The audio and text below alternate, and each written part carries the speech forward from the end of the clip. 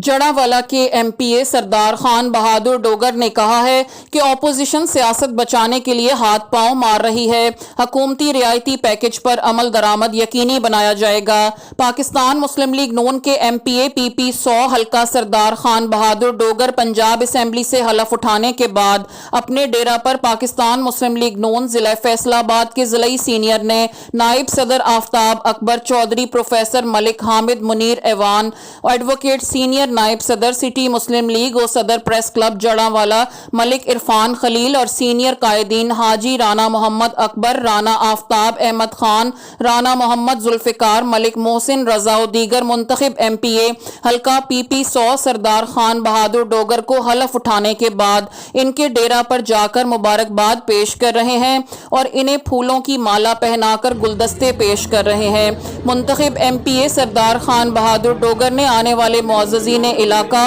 और कायदीन मुस्लिम लीग नून का शुक्रिया अदा किया।